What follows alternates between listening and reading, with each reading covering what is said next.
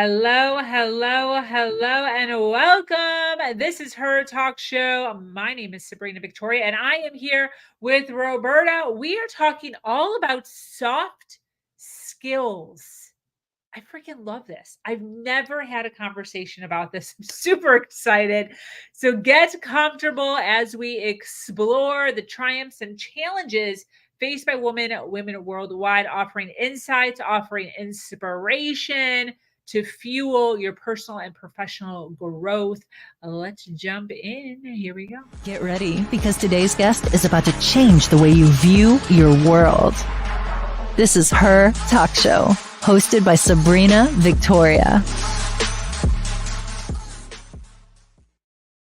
Hello, if you're listening live, welcome. I see you. If you're listening on the replay, make sure you hashtag replay wherever you're at in the comments so we can send you some love a little bit later on.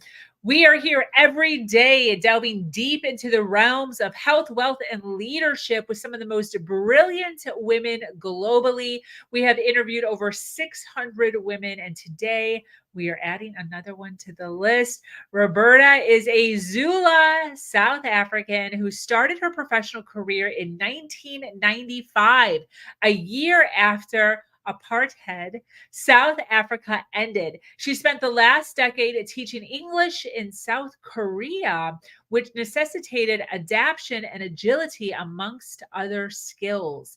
In October of 2021, she launched the Speaking and Communicating podcast, which highlights how crucial these soft skills are. The podcast has published over 200 episodes. Welcome, Roberta. Thank you, Sabrina. Yes. I'm glad to be here. 100. Glad to have you. We were kind of joking on the back end of this, how when we're podcasters, we're usually the one that's asking all the questions in the driver's seat. She was like, I'm so excited I get to talk more. You just revealed my secret. Yes, which I absolutely love. How'd you get into podcasting, by the way? When did this was this a passion of yours? About a year and a half after I arrived in the United States, having lived in Korea for a decade, and I thought to myself, I've learned so much from my country, Korea, just all this global travel and knowledge. What is the one common thread? And I had known about podcasting, but I hadn't paid much attention to it other than listening to a few episodes. If somebody refers you and say, oh, wow, I remember we were talking about this the other day. Listen to this. And they send me a link and it's Sabrina Victoria. You know what I mean? So I hadn't thought of it that much until somebody said to me, you should share all this knowledge and experience with other people because it's very much needed. So that's how that got started. I love that. And what made you hone in on what you're calling, first of all, what is soft skills? And then second, why is this so important to talk about? It's funny that a lot of my guests and other people I watch online, like Simon Sinek, when you say soft skills, they say, I actually don't like that term because they're not soft. Okay. Meaning, we say technical skills, the hard skills. So these are the soft ones that you don't learn in college or university. If you're an engineer, you learn engineering, the math and the science and the drawings. You don't learn these. So, but they are actually the harder ones to master. Isn't it funny? Because they are human-centered. So Simon likes to say they are human-centered skills. And us humans are very complex, even more so now that we've become this global world, even the global workspaces are global. And so they are not soft or easy to learn or easy to master. So that's why they say they don't like the term. And the reason is, as I said, I started my corporate job in 1995. You'd never get told in high school that you think only the smartest people are going to succeed and the rest of us will just be average. You never get told that the smartest people don't necessarily get the promotions and climb the ladder. It's the ones, in addition to being smart and technically expert, can communicate, can build relationships, know how to communicate with clients and present to them to will benefit them. And you start to notice and you go, wait a minute, why didn't anyone tell me this? Because here's the thing, as I said, I was in engineering, so you have project teams from different companies, and then you have the politicians that are our clients. Sometimes your boss or someone else in your team who speaks up will say, oh, this is what we did. Yes, when we did this, this is the strategy. And you don't speak up, but it's your work. Guess who gets credit? Yeah. One who spoke up. Then they offer them 3 times their package, the other companies, because they remember them for speaking up. Absolutely. Wow. Yeah, this is actually making me think back to school and having thoughts in my head like, oh, I'm not going to be as successful, or this person is going to be super successful. And watching, especially on social media, watching the evolution of how things come to be has been very interesting. I'm sure for all of us, as far as, people getting onto stages, comics, singers, like people who were just like in high school with you, and now they're Taylor Swift, who was like this, she describes herself as being just a shy little girl. And now she's in front of thousands of people. We were at the store yesterday. She's on 4 magazines. Imagine that.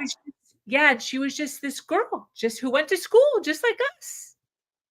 Because she put herself out there. People want, as humans, since the dawn of time, we want to feel connected.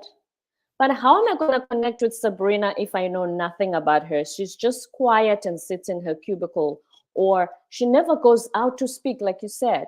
And speaking of the online space, I don't know if you've had this conversation with your other co-collaborators or acquaintances, but they say, Roberta, doesn't it piss you off when you see someone who doesn't even know half as much as you do, but they are doing so much better just because they put themselves out there? Yep. And you sit there thinking, I have to be perfect first before I do something online.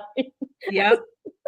Yep. 100%. We were just talking about this in our mastermind this morning, this pivot that I've had for, just going on probably a year in my business of really being intentional about dropping the perfectionism that I saw as necessary, and just really being in the mindset of getting it done and out, versus mulling over it. And have you noticed what happens when you get it done before you become perfect? You become better at it. If Absolutely. You listen, like you mentioned, you said we've done over 200 episodes. My first episode, when I listened back, I said, who's going to listen to this? Let alone download it. I don't want to listen to me. Who else would want to listen to this and torture themselves? But they keep saying, fail forward. Fail as you do. Keep going. And because I attended a 3 consecutive day masterclass on podcasting. Sabrina, I don't remember half the stuff. I took notes, I took screenshots, all of it, and they practiced. I don't remember half the stuff. But do you know how you remember? When you start doing, you make a mistake, and then you go to a YouTube video that says, how do I do this again? And then it shows, go, I remember them covering it in the masterclass. You wouldn't have known. Now you know, when you're never going to forget it. But you learn by doing, and doing it messy. Absolutely. Absolutely. Yes. So what specifically are the soft skills? You said they're human-centered. Human-centered skills. So you learn your, whatever it is, engineering, you learn anything that you learn at university, that's your technical skill, that's perfect. When you get to the workplace, the first thing is you need to be able to communicate. There's something called the platinum rule. Those of us who grew up in Christian environments, we've heard of the golden rule in the Bible, even if you not grow up Christian, but you've heard of the golden rule. Treat Sabrina the way you want to be treated, Roberta. The platinum rule goes a step further and says, Communicate with Sabrina the way she wants to be communicated to.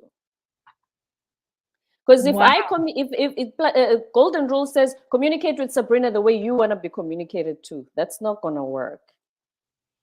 You've had different experiences. You see life through a different lens.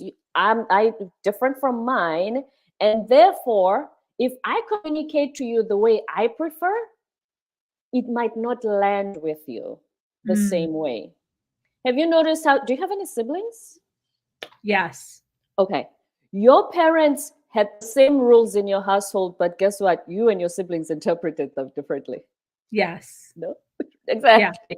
So it doesn't mean that because you've told 10 people in your team something, that they all understand it the exact same way. So platinum rule, communicate in the way that they prefer to be communicated to. And you ask questions and you do those rhetorical questions in the sense you say, do I understand you correctly, Sabrina, when you say? Because then you're going to show me that the message was decoded in your system the way I intended, and that we're on the same page so that we can move on to the next thing. The second thing is learning presentation skills. They say a lot of people, when you go to college and university, who's the only model for making a presentation? Your professors, right? Teacher, yeah. How do they make presentations?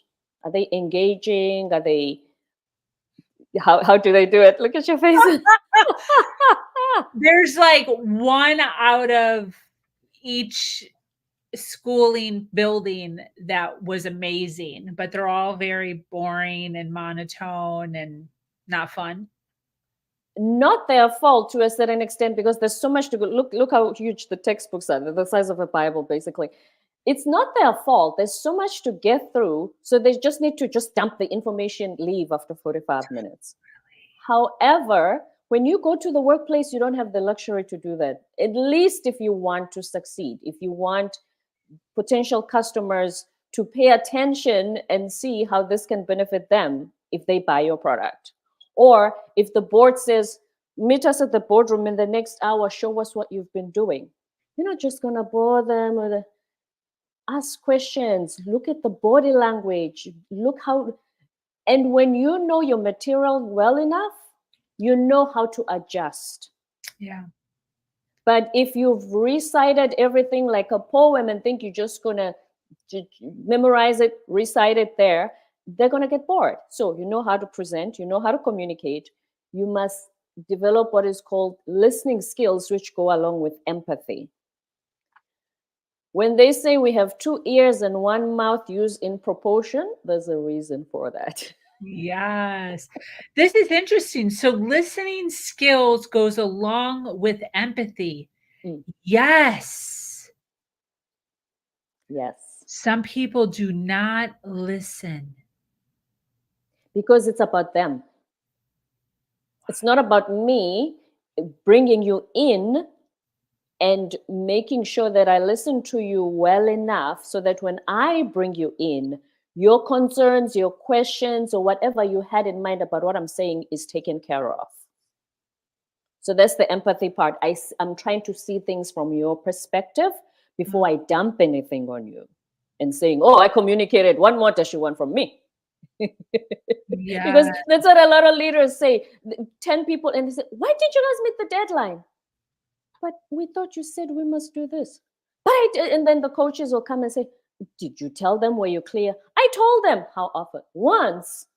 They might not have understood. You did not ask the rephrasing questions as a, Sabrina, tell me if what I said, you understood it the way I said it. What did you hear me say? Yeah. But if you don't have listening skills, you're not even going to go that far. Yes. I love how you're connecting that to empathy. I've never thought of that. So communication, we have the platinum rule. I freaking love that. Learning presentation skills and then listening skills.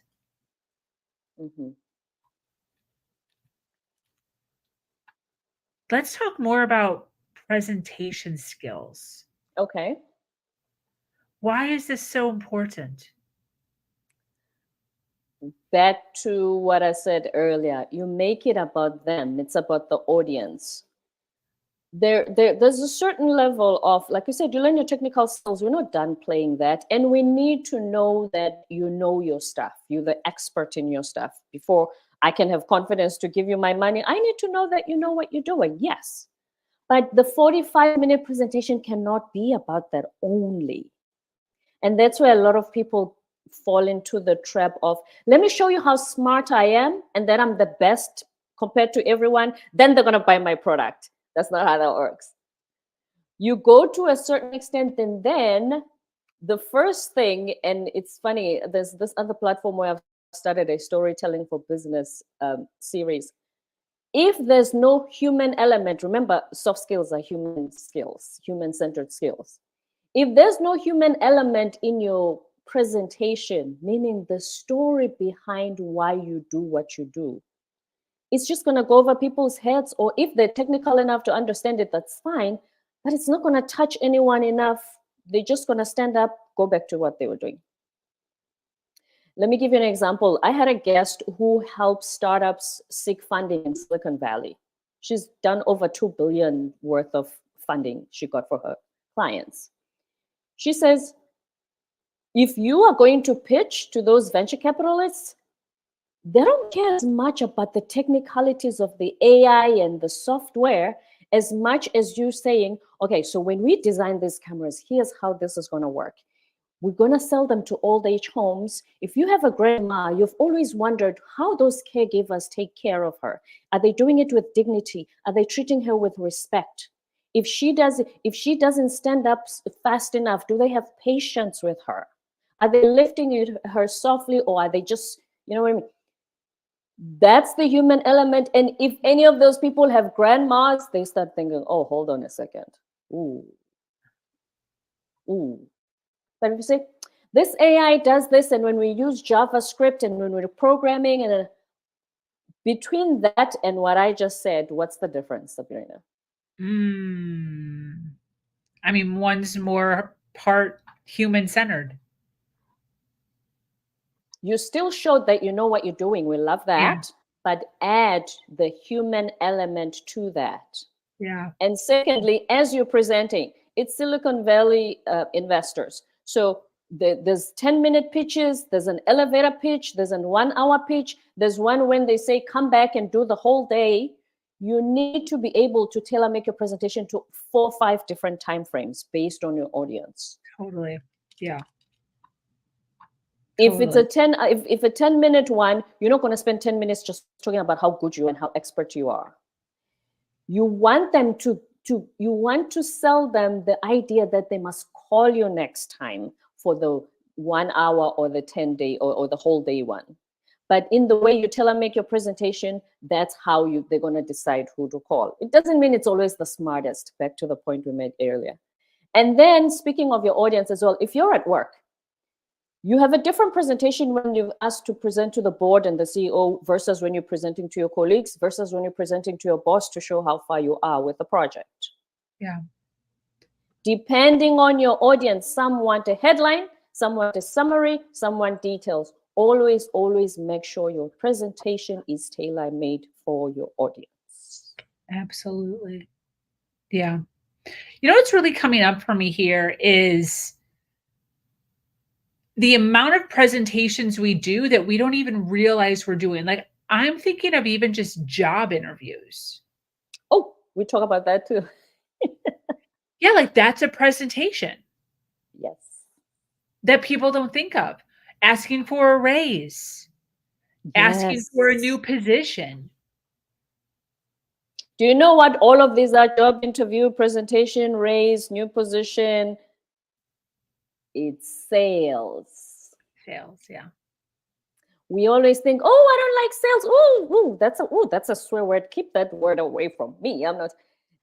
Pitching to investors is sales. Showing why we are always in sales. Yeah. When I said, can I be on the Her Talk show as a guest? I was selling the idea to you that I'm good enough to be part of this beautiful tribe of women. If you did not think she measures up, I might not have been here today. So every single time we are selling, job interview, as you said, the professors is all you've seen as a presentation model.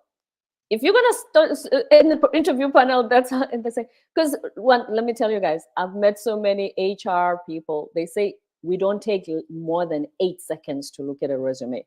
So your resume doesn't do anything. Your resume doesn't get you the job.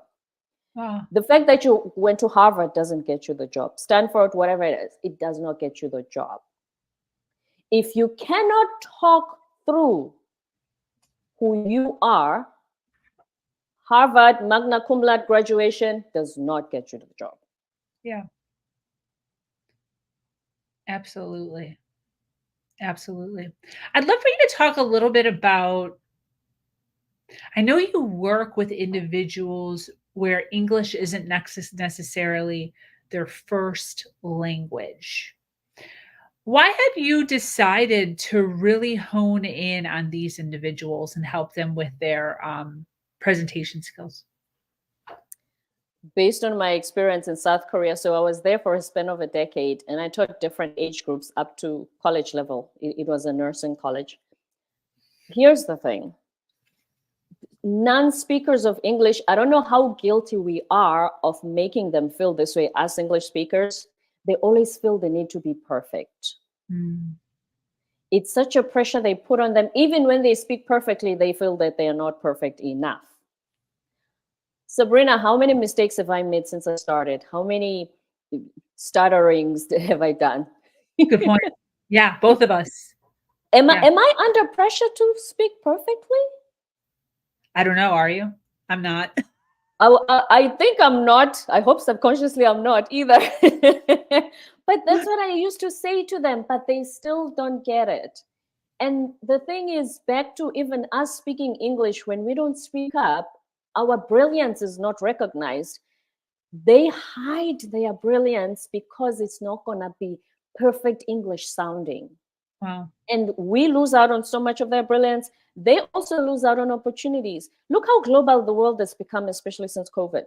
So you have someone in South Korea who's an engineer working for a US company, and everybody's on the Zoom screen. We grew up in environments where you were told, speak up, let's hear your opinion, even as a kid. You grow up, you know how to express yourself. We still encourage it as a grown-up, speak up, express yourself, express yourself. They grew up in very polite, respect to the elderly, don't say anything unless spoken to, more or less type of environments, right? Yeah. When they are on a Zoom screen with 20 other colleagues who are from these Western cultures where they speak up, everybody speaks, and they just sit there quietly and the meeting is over. No one even recognizes they were there. Yeah. But then you can't expect the colleagues to always say to, let's say Sabrina is our manager and she's the facilitator of the meeting. Sabrina, did you see that Mr. Lee hasn't said anything? We usually are not conscious of that. Not that we're mean or anything, but we're not alert enough because we also want to say something. And in some companies, there's people who always want to keep talking for the sake of talking. And they repeat what Sabrina said last time because they just want to hear their own voices. You have that too. So people from non-English speaking countries usually feel this pressure. It makes them withdrawn, more introverted. And as I said, we miss out on their brilliance a lot of the time. Which is our loss. Yeah. And I don't know how much of a role we play in them feeling this way. Yeah. How did you get started in public speaking yourself? I was home. There was around 2006, I think. In South Africa, there was a marketing company. They have a concierge system where they present their message and then people sign up and say, okay, concierge service, before the days of apps and Uber Eats and all that. So you'll have an office that you call and they find you the nearest whatever service you need for your area. And they'd give us a script, obviously. So I'd memorize the script, but I need to make it exciting, make people get excited. Everybody, if that excites you, clap your hands, and we'd jump on the stage. So usually we think only people who've been afraid of public speaking before, because it's one of the biggest fears, and then learned how to speak should be public speaking coaches. Not necessarily. Okay. It doesn't mean that's your only path to be a public speaking coach. I was never afraid. However, I've had to learn to package my thoughts because they're all over the place. I've had to learn to think of the audience and structure my thoughts so that the audience can follow. Usually Toastmasters has this system of 3 main points for your speech. So even if you have 10 points, leave the 7, they won't remember it anyway. 3 main points, have a structure so that people can follow. You know what you're talking about. It's the first time they hear it. Yeah. Yeah. And I've also had to learn to be more engaging. So I used to memorize a script and then they like my personality and what I put into it. But I never, more engaging in the sense that just like comedians do, you know how they sit and then somebody in the front will do something and they go, oh, you think it's funny, don't you? Yeah. You have a grandmother like that too? Oh yeah. That level of engagement. Yeah. People usually remember that even more than they will remember all the technicalities and everything. Not that you shouldn't have them. Let me give you an example. There's a viral video on TikTok where a comedian the guy is sitting next to a lady. They came together and then he asked them, he said, are you guys dating? And the lady says, no, we're friends. And he makes fun of the guy and says, she's stringing you along, my man. Did you know that? He's like, so now he becomes shy. The spotlight is on him. And he says, lady, do you like him? Yeah, I think he's handsome. I think he's nice. Like, dude, go sit over there. That lady likes you. This one is just stringing you along and using you. Okay, wow. I'm not saying go to that extent of engaging your audience, if you know what I mean. Wow. But you can have conversations. People, listen. I don't remember that guy's jokes. I just remember that part. Wow. And that's what people take home at the dinner table and when you're with your family and they go, so Sabrina, how was the speaker? I believe you went to you listened to a speaker or a comedian. What happened? That's the first thing you say, no? Yeah. The drama. Yeah. Whatever was the highlight or the big shebang. The engagement, the story, the human element. Yes, wow. He carried on taking jokes and telling jokes and they were funny. But when you engage your audience, when you make them say, raise your hand and tell me if you feel this way, or ask questions that they've always asked themselves, because that makes them realize you see them. Yeah. If I'm here and I go, how many of you have wondered why are people always being promoted here and I'm the smarter one? That lady is not so smart. I've seen her in meetings. When you ask the questions that people have always asked themselves, that's a great way to engage, because then they're going to listen to the next thing you're going to say, because you're most likely going to answer the question they've always had. Yeah. Yeah. Yeah. So good. I love this. And one last thing, sorry. Speaking of slides, somebody said, nobody dreams of 50 slides. It's like, today when I go to listen to that speech, I hope they have at least 50 slides because I love slides. No one on earth has ever said that. If you have slides just to remind you, minimum. About 3 bullet points and keywords, 2 keywords per bullet point. As in, don't go more than that. Don't write a whole novel. At best, have pictures. Our brains think in pictures. Science says our brains think in pictures. Sabrina, if I say, think of an elephant. Did you think of the word ELEPHA? And what did you think of? A picture of an elephant walking, eating some grass. Yep. I'm from South Africa, and usually when I talk to my American friends, that's the first thing they say. Oh, I picture being in your country in Kruger Park and going on a safari. You know what I mean? Nobody thinks in letters or words or slides. Have a picture. If you have a picture, Imagine starting a presentation with a picture of an elephant and you wrote nothing. What's this about? Where's this going? And then they become curious. Absolutely. Let them start to fill in the blanks, because as you speak, they're going with you. They want to see where you want to take this. Yeah. But if you just put everything on a slide and you wrote every single word, people read faster than you, their attention is going to go away. Totally. Mm. Yeah, totally. Yeah, I was actually watching this YouTube video. I did a TED Talk back in November of 2023.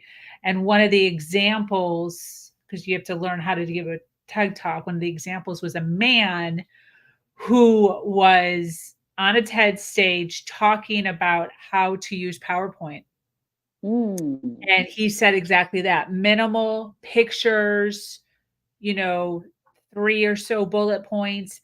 The other thing that he said, which I actually started implementing in my world, was the heading. A lot of times the heading is way bigger than like the bullet points or the words. He actually said it should be opposite. He's like, where does your eyes go when I pull up this screen? And the screen had a big heading and then like smaller bullet points, and our eyes all go to the big heading. So he said, when you're doing presentations, flip it and have the actual like content, the good stuff, large, and then the heading small. So that's one of the things that I actually totally changed with all of my presentations, is making the good stuff bigger than the actual heading. And it's because interesting. we always attract. That's right. We are attracted to the bigger stuff, everything that's a little different. Yeah. Yes. Exactly. So if the bullets are bigger, that's where the eyes are going to go first. Exactly.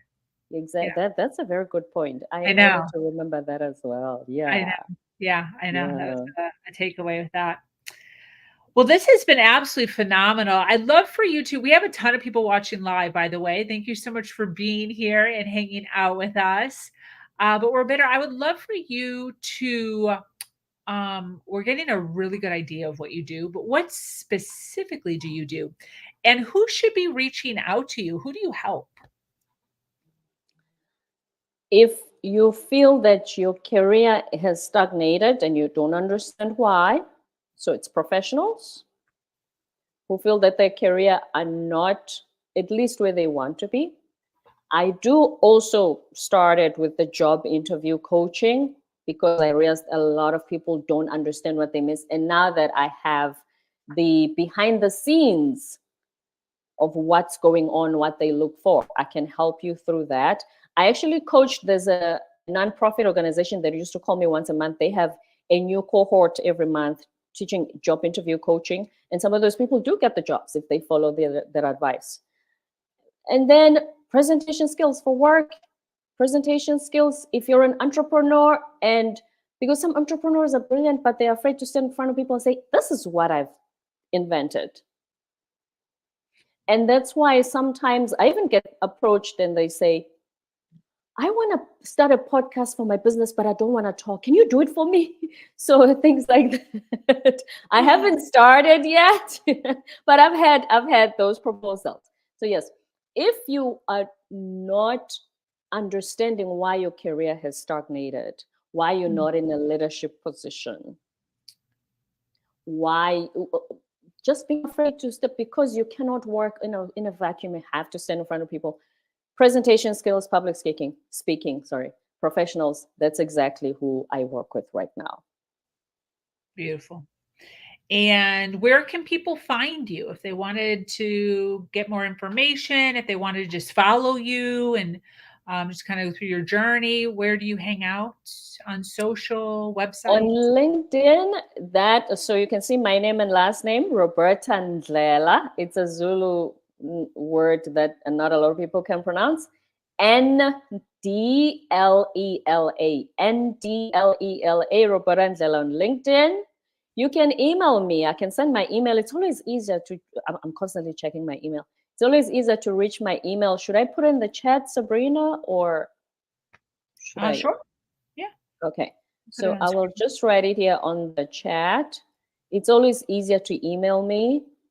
And then you can also find me on LinkedIn with my name. Usually that's where I play. LinkedIn, email. And obviously the podcast is on Apple and Spotify.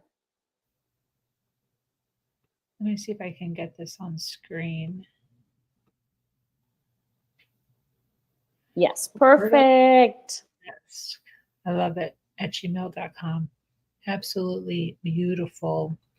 Well, this has been great. For those of you watching live or on the replay, thank you so much for being here. If you are resonating with Roberta and all the goodness that she is speaking, you find her on social. She predominantly hangs out on LinkedIn. Her email is on the screen. Go ahead and shoot her an email. This has been absolutely a delight. Any closing thoughts as we start to wrap up here? You are unique. There's only one of you.